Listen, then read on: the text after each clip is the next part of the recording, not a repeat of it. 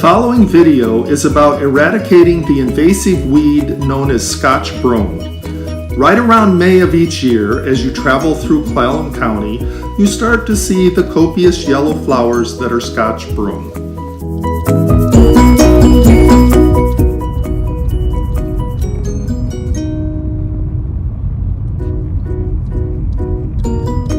It seems to be everywhere. There is an undeveloped lot, an abandoned field, an unkempt corner of a property.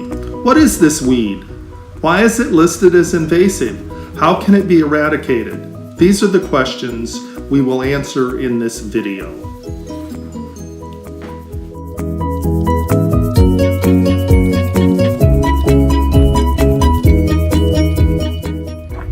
Hi, my name is Gary Smith.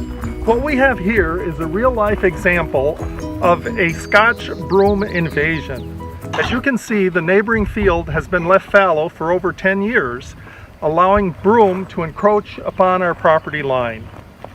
If you have ever seen the science fiction movie Day of the Triffids, you will have an appreciation for the experience we are having.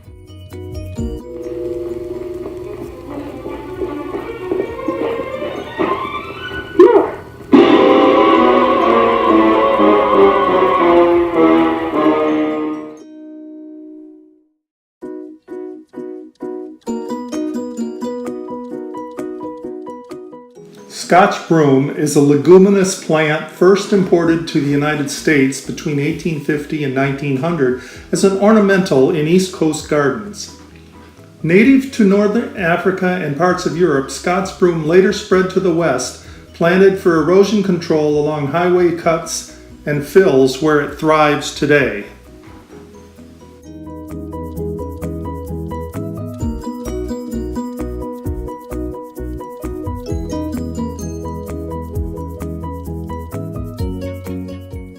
There are many characteristics of the plant that enable it to be invasive. It is mildly toxic and not eaten by animals. Broom is so successful at reproduction that the only other plant capable of outproducing it is Himalayan blackberry. It thrives in poor soils due to its ability to fix nitrogen like all legumes.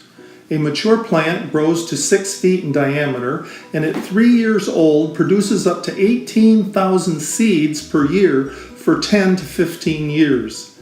The seed pods are from 1 to 2.5 inches long and when mature explode, sending their contents flying for yards. The seeds can remain viable in the ground for up to 60 years waiting for favorable sprouting conditions.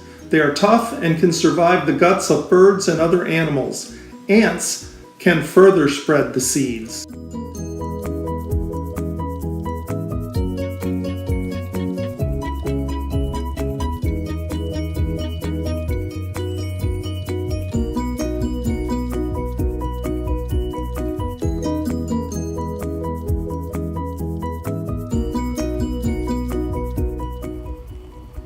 Years ago, with permission of the landowner, we cleared a 15-foot swath of broom all the way back to the property line using the Clallam County Washington State University Extension guidelines for eradicating broom. As you can see, this process wasn't very effective. It almost looks like we're cultivating the broom. That process involved using a weed wrench to rip the broom out of the ground. What later research has revealed is that pulling Scotch broom plants with larger than a 1/2 inch diameter stem physically and chemically stimulates long dormant seed growth.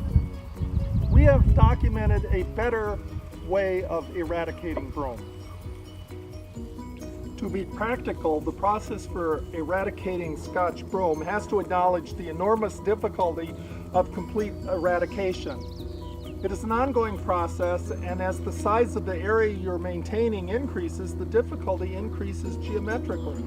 What we try to do to protect our property is maintain a buffer between the Scotch broom invasion and our property. Some occurrences of Scotch broom are worse than others.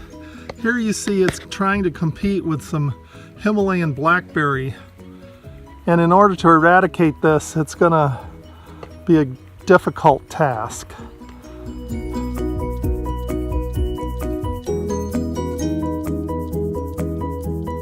begin our demonstration with a weed wrench. This is a weed wrench. You can borrow them for free at the Washington State University Extension Office in the Clallam County Courthouse. There is a $50 deposit which you get back when you return the wrench. It works on the lever principle. As you push the handle forward, the jaws open wide. As you pull the handle back, the jaws close. Eventually, when you pull it back far enough, it rocks up on the base and lifts the jaws in a pulling motion. We are going to demonstrate it here on a piece of rebar that I've pounded into the ground. Pretending that the rebar is a Scotch Broom stem, we hook the jaws over the stem and pull back on the wrench handle. The jaws tighten, and then with a little effort, as you keep pulling the handle back, the stem is ripped out of the ground. Here are a couple of broom plants. Notice the stem on the left is small enough to be pulled. You can see the stem is less than 1/2 inch in diameter. Notice how easily it is pulled. The other stem is a little bit larger, approximately 1/2 inch, and needs to be cut. One of the best cutters to use is the ratchet type. As you pump the handles open and closed, the jaws ratchet together with ever-increasing force, easily cutting through the thick stem.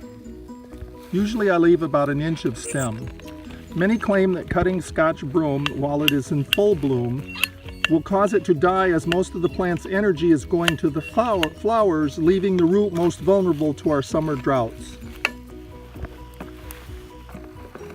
As an insurance policy, I apply a few squirts of Roundup to the open stem cut. This practice seems to be most effective.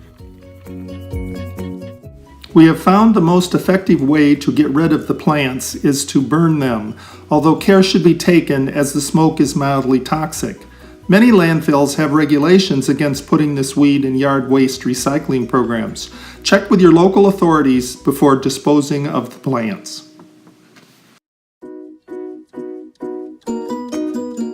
To completely eradicate broom from an area requires dedication of the property owner and a substantial labor pool. Most large eradication projects take years. We hope you have found this presentation informative and wish you success in your future attempts at eradicating Scotch Broom.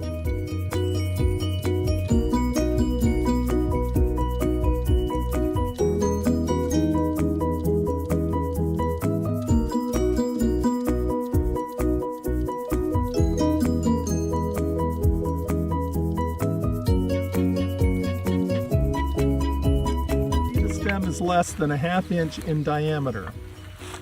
Notice how easily it is pulled.